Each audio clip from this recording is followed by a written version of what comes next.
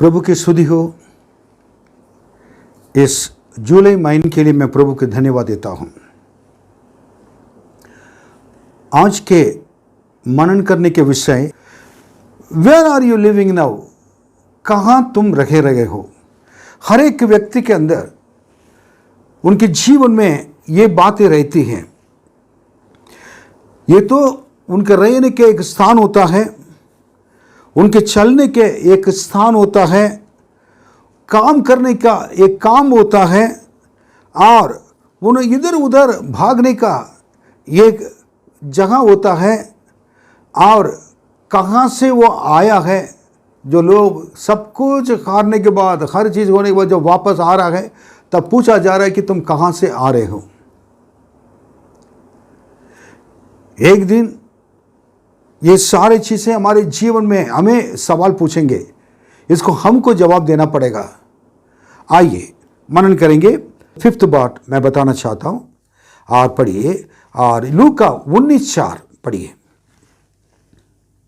तब उसको देखने के लिए वह आगे दौड़कर एक गूलर के पेड़ पर चढ़ गया। ये जक्कई के बारे में लिखा हुआ है।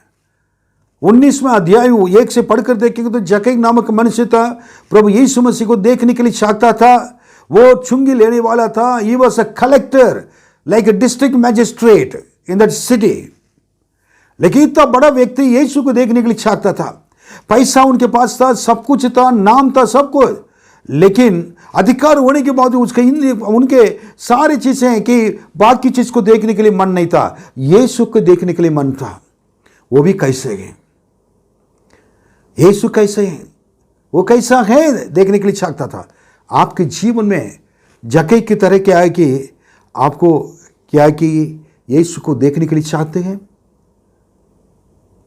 जगह जगह पर होगा तो मैं तो उनसे कह सकता हूं कितना अच्छा जगह है। यीशु को देखने के लिए प्रतिदिन आप चाहते थे। कितना इतने बड़े व्यक्ति प्रतिदिन यीशु को कैसे देख सकते हैं। उस समय यीशु यरीको में आ गए थे, यरीको पार करके जा रहे थे।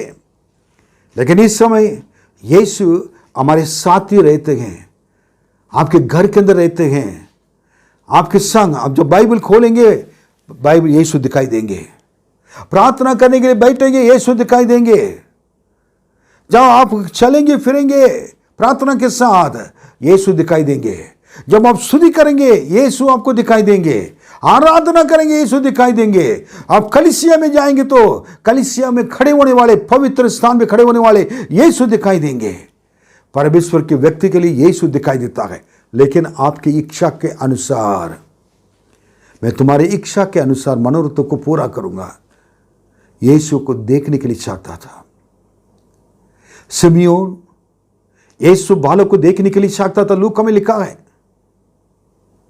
यीशु बालक को जब तक नहीं देखूंगा, उसमें उसे जब तक नहीं मिलूंगा नहीं, मैं मरूंगा नहीं, मेरी मृत्यु मेरे पास नहीं आएगी। यीशु को देखने के लिए सीखे। लेकिन कैसे देखने के लिए चाहा मालूम है? गूलर के पेड़ के ऊपर चढ़ गया था। मैं सुना था, और उस जगह पर गूलर के पेड़ को फलस्तीन देश में वो एक कॉफिन बॉक्स तैयार करने के लिए उस पेड़ की लकड़ी को लोग क्या करते थे, छाटते थे, इस्तेमाल करते थे। लेकिन लोग जब इस्तेमाल करते थे, सबसे बड़ी प्रॉब्लम क्या था कि, और उसको कोई भी इतना पसंद नहीं करता था, गूलर के पेड़ को यूज नहीं करते थे। मरने के बाद उसे कॉफिन बॉक्स बनाते थे, उसी को लिए एक पर्टिकुलर चीज के लिए श्रापित पेड़ ही रखिएगा, मरे हुए लोग के लिए इस्तेमाल होने वाले एक पेड़। लेकिन उस पेड़ पर बैठकर, गलत जगह पर बैठकर, और यीशु को मरे हुए के बीच में बैठकर यीशु को देखने के लिए चाहा, दैट इज नॉट गुड। आप यीशु को देखना चाहते हैं, यीशु से मिलना चाहते हैं, लेकिन अभी भी पापों में बैठे हैं, पाप के पेड़ में, संसार के पेड़ में बैठे हुए हैं, और शारीरिक अभिलाषाओं के पेड़ में बैठे हुए हैं, आंखों के अभिलाषा के पेड़ में बैठे हुए हैं। गलत जगह पर पापों में बैठकर यीशु को देखने के लिए अगर चाहेंगे तो यीशु आपको दिखाई नहीं देंगे। यीशु आप उनके सामने आ रहे थे, जक्कई के सामने आ रहे थे, लेकिन उनको दिखाई नहीं दिया क्योंकि वो गलत जगह पर बैठा हुआ था, इसलिए वो दिखाई नहीं दे रहा था। लेकिन यीशु का प्रेम उसको एक बार दर्शन दूं, वो मेरे बातों को मानेगा समझकर यीशु उनके पास आकर जक्कई जक्कई, और यीशु उन्हें नाम लेकर बुलाया। सडनली उन्हें देखा यीशु सामने खड़े थे। आज भी यीशु आपका नाम लेकर बुलाते हैं। आप आंखें खोल के देखिए, यीशु आपके सामने दिखाई देंगे। यीशु की एक ही बात है, दो बातें, झट उतर आओ। जिस जगह पर तुम बैठे हो वो पेड़ सही नहीं है, गलत जगह पर बैठकर मुझे देखने के लिए चाहते हो, it is not good at all. Sitting in a wrong place, you want to see me, that is not good. I will not be able to be seen by you. मैं तुम्हारे लिए दिखाई नहीं दूंगा।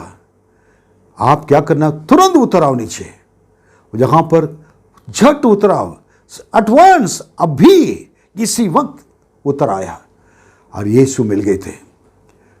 आप क्या अपने पाप से उतर के नीचे आना चाहते हैं? यीशु आपको कहता है तुम्हारे पापों से झट उतर आओ, पापों का मान कर आज ही छोड़ दो, मैं तुमको मिलूंगा। तब यीशु ने क्या कहा मालूम है? जगह आज तुम्हारे घर पे रहना आवश्यक है।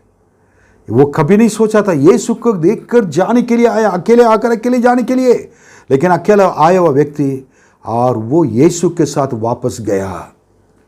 तो आप यीशु के पास आकर यीशु को लेकर वापस अपने घर गया। यीशु उनके जीवन में आए, उनके घर के अंदर भी आए।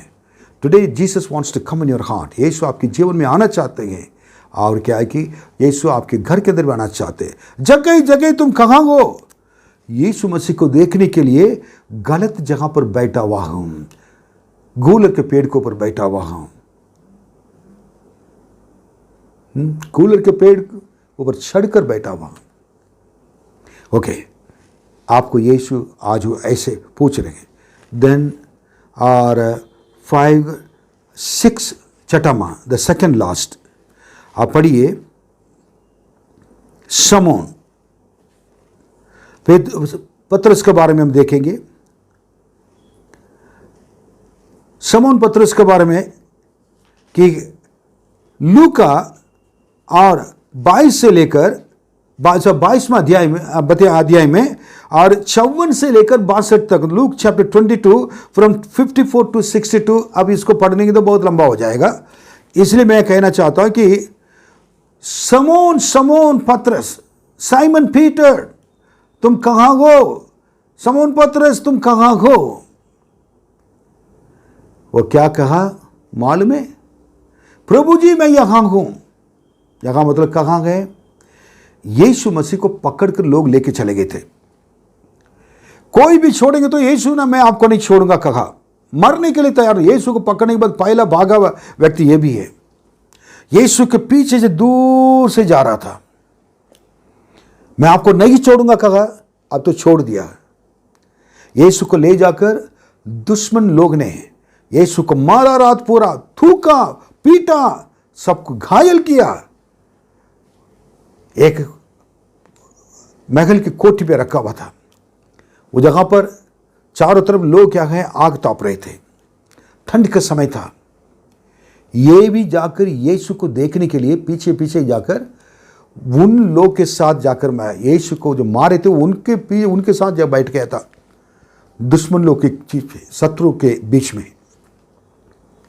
खराब लोग के बीच में। यीशु के साथ आखिरी तक रहूंगा कहने वाला व्यक्ति, यीशु उस जगह पर दूर बैठे हैं।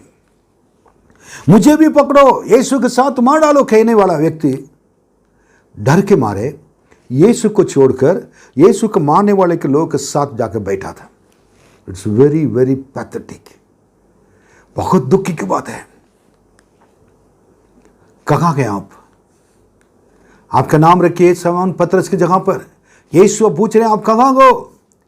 यीशु को जितने लोग सताया, थूक रहे हैं, यीशु को इनकार कर रहे हैं, यीशु का नाम लेकर ही लोग इतना गुस्सा होते हैं, उनके बीच में तुम आज भी रहते हो। यीशु के साथ नहीं है। जो मेरे साथ नहीं तो मेरे विरोधी है। आपकी संगति कहां? अभी अभी यीशु के विरोध में काम करने वाले लोग के साथ, यीशु के विरोध में चलने वाले के साथ, यीशु के विरोध में बात करने वाले के साथ, यीशु के विरोध वो लोग पूछ रहे थे तुम यीशु मसीह के साथ है नहीं, वो कह रहे थे यीशु मसीह के साथ नहीं हूं। पहले यीशु से कहा यीशु मसीह के साथ कभी नहीं छोड़ूंगा, लेकिन यीशु जगह पर सुन रहे हैं, उनके सामने कह रहे हैं मैं उनके साथ नहीं हूं। नहीं, हम लोगों ने देखा तुम उनके साथ है, नहीं वो मनुष्य, उस मनुष्य को बिल्कुल नहीं जानता हूं। कहा दूसरी बार। कितना दुख की बात है। मैं प्रभु को धन्यवाद देता हूं, मेरे 17 साल की उम्र में यीशु के लिए मेरे घर के सामने बैठकर, मेरे लोग के सामने, आज भी मेरे जितने लोग हैं यीशु को नहीं जानते हैं, उनके सामने खड़े होकर मैं और हिम्मत के साथ गवाही देता रहता हूं। इतने साल हो गया है। जीना मेरे लिए मसीह है, मरना मेरे लिए लाभ है। इससे बढ़कर मुझे एक जीवन नहीं चाहिए। मैं इमोशनली नहीं बोल रहा हूं, मैं इतने साल जो करते आ रहा हूं उसको कहता हूं। इस वचन मेरे जीवन है, मेरे यीशु मेरे जीवन है। मैं कैसे संगति कर सकता हूं यीशु के लिए? इस टेढ़ी जाति से अपने आप को बचा कर रखो, यीशु ने कहा। अंतिम दिनों में रह रहे हैं, आखिरी समय पर यीशु आपके साथ और रहते हैं। यीशु को आपने ग्रहण किया, यीशु के साथ चले, लेकिन आज एक सवाल आपके जीवन में उठ रहा है। इतने साल बीतने के बाद यीशु हमसे पूछ रहे हैं, पतरस तुम कहां हो? तुमने कहा था मेरे साथ आखिर तक चलोगे, तुमने कहा था लोग छोड़ दे तो मैं आपको नहीं छोड़ूंगा, आपने कहा, तुमने कहा था कि मैं तुम्हारे पीछे पीछे चलने के लिए, मरने के लिए भी तैयार हूं, तुम कहां हो? आज तुम कह रहे हो मैं इस मनुष्य को नहीं जानता हूं। शब्द खाना और लोग के सामने मुझे थूकना, इससे तुम मुझे मार डालते हो। वो उन लोग क्यों मार डालना? तुम अपने हाथ से मुझे मार देते हो। यीशु ने आपके लिए अपने प्राण देकर आपको बचाया है। आज आपके जीवन क्या है? यीशु के साथ, यीशु से दूर है। देख ले, अपने यीशु को बेच दिया लोग के सामने, दूसरे लोग के सामने यीशु को गिरा दिया, दूसरे लोग के सामने, अन्य जाति लोग के सामने, और आपकी गवाही सही नहीं होने की वजह से लोग यीशु को ना इंसान से भी नीचा समझते हैं। मेरे यीशु पवित्र है, एक ही परमेश्वर है, आकाश पृथ्वी को बनाया हुआ परमेश्वर वही है, मनुष्य के रूप में से आया हुआ परमेश्वर वही है। मेरी गवाही अगर सही नहीं होगी, मेरे वजह से मेरे यीशु को क्रूस पर चढ़ाए जाएंगे, लोग उसको अपमान करेंगे। आप बताइए, आप ही फैसला कीजिए। आखिरी में यह वचन के मैं कदम कर रहा हूं, पढ़िए यहोशू किताब 1 अध्याय पढ़िए, 1 वचन, 2 वचन, 5वां वचन। मैं बताऊंगा यहोशू के बारे में लिखा हुआ है। यहोवा के दास मूसा की मृत्यु के बाद यहोवा ने उसके सेवक यहोशू से, जो नून का पुत्र था, कहा, मेरा दास मूसा मर गया है, इसलिए अब तू उठ, कमर बांध और इस सारी प्रजा समेत यरदन पार होकर उस देश को जा जिसे मैं उनको अर्थात इजरायलियों को देता हूँ। 5 तेरे जीवन भर कोई तेरे सामने ठहर ना सकेगा। जैसे मैं मूसा के संग रहा वैसे ही तेरे संग भी रहूंगा, और ना तो मैं तुझे धोखा दूंगा और ना तुझको छोड़ूंगा। इसको मेरे प्रियो थोड़ा ध्यान से सुनिए। मूसा एक बहुत बड़ा लीडर था। परमेश्वर इजराइल लोग को मिस्र देश से बचा कर लाकर अगर यहाँ तक के कानान देश के पास तक छोड़ दिया था। उसके बाद परमेश्वर ने कहा मूसा से, तुम कानान देश में नहीं जाओगे मूसा, और यहोशू क्या करेगा? उसको क्या करना है, तुम्हारे जगह पर उसको आप उसका अभिषेक कर दीजिएगा। उसका 1 अध्याय में लिखा हुआ है। यहोशू को परमेश्वर ने, मूसा ने जब उनका अभिषेक किया और लीडरशिप के लिए, अगुवापन के लिए, और उसको लिखा बहुत उनके पवित्र आत्मा के द्वारा बुद्धिमान बन गया था, इतने ज्ञान उनके अंदर आ गया था। वे मुझको बहुत पसंद। लीडरशिप में आने वाले के अंदर परमेश्वर विशेष ज्ञान देते हैं, उनके अंदर नम्रता, दीनता, सब कुछ। अब मूसा मर गया था। मूसा मरने के बाद परमेश्वर, बाइबल ने कहा मूसा को परमेश्वर ने दफन किया है। ये इट्स अ वंडरफुल एक सीन इन द बाइबल।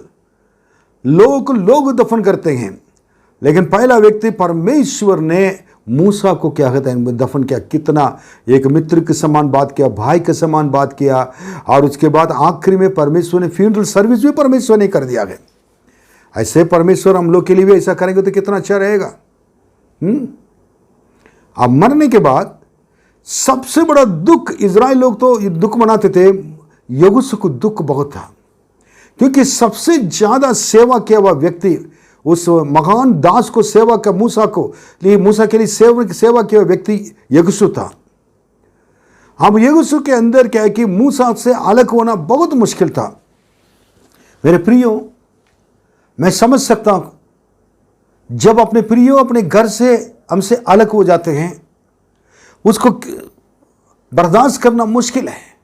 इसका जगह पर मूसा के मृत्यु यहोशू के लिए इतने बड़े विलाप करने के लिए कारण बन गया। कई दिन तक क्या गए विलाप करते रहे, दुख मनाते रहे। मूसा के एक एक बातों को याद करते बताते करते आ रहे थे।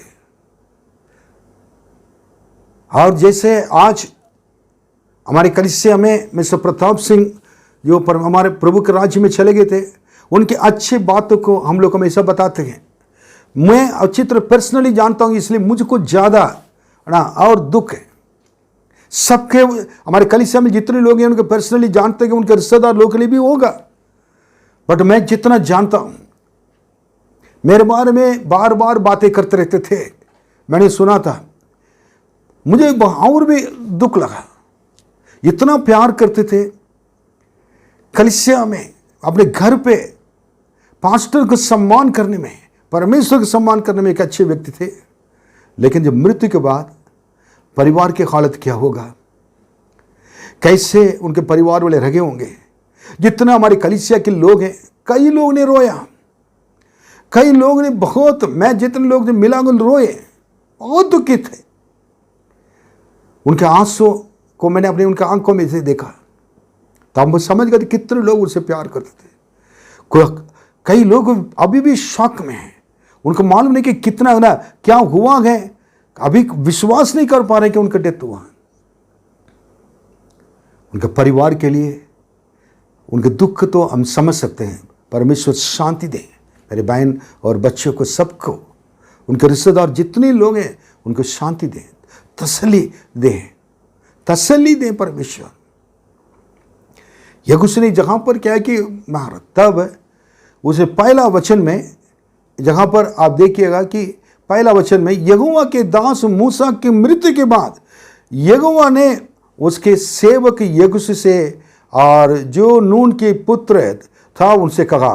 बात देखिए, क्यों परमेश्वर जगह पर बात करना था, इनको उठकर जाना था सेवा करने के लिए, इजराइल लोग को लेकर आगे बढ़ना था।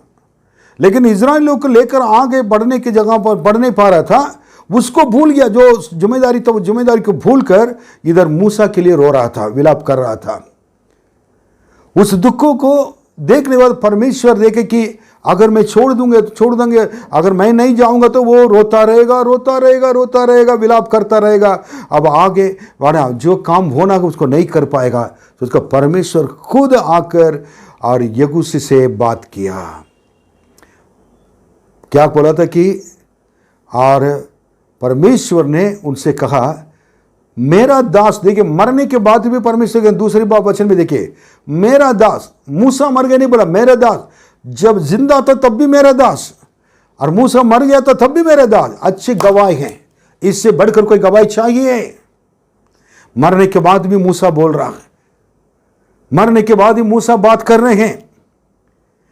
मूसा मेरे दास मूसा मर गया है, सो अब तू उठ। अब इतने दिन तक तुमने ना रोया, सब कुछ किया है, अब क्या है मैं कहना चाहता हूं, तो उठना है। तुम कमर बांध, हिम्मत रखो, हिया बांध, मुझे मालूम है तुम्हारे लिए मुश्किल काम है। यहोशू तुम उठना पड़ेगा, तुम उठकर कमर बांध, हिया बांध, और इसी देखो तुम्हारे हाथों में दिया हुआ इसराइल लोग, इजराइल की प्रजा को देखो, तुम्हारे हाथों में दीवा, इस परिवार को देखो, और इस सारी प्रजा को, इस परिवार को लेकर समेत, और तुमने क्या कर लेकर यरदन नदी पार होकर उस देश को जाना है। उस देश यरदन नदी मृत्यु को दर्शाता है।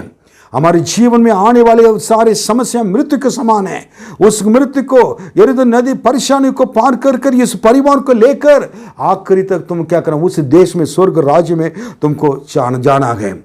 इसलिए जो चीज में, जो देश, जिन इजराइलियों के लिए जो वायदा किया था, प्रतिज्ञा दिया था मैंने, और उस देश में ले जाकर पहुंचाना है। आज आपको, हमको क्या कि परमेश्वर एक कह रहे हैं कि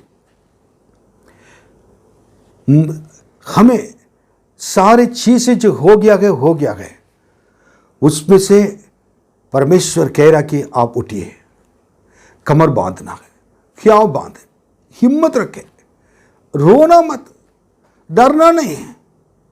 अब तुम्हारे परिवार को देखो, उस परिवार को लेकर तुम चलो आगे। जहां मैं ले जा रहा हूं तुमको, कहा था वहां जाने के लिए, उस यरदन नदी को पार करना, और भी कष्ट, मुसीबत, परेशानियां, इसको परिवार के साथ समेत पार कर कर उस देश, स्वर्ग, परम कानान, स्वर्ग देश में प्रवेश करना है।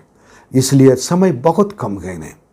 यहोशू को मूसा की मृत्यु आगे बढ़ने के लिए और बहुत मुश्किल काम था, और रोक रखा हुआ था, क्योंकि इतना प्यार करता था मूसा से। लेकिन परमेश्वर ने उस प्रेम से उनको कहा था कि मूसा मेरा दास है, तुमसे ज्यादा मैं प्रेम करता हूं।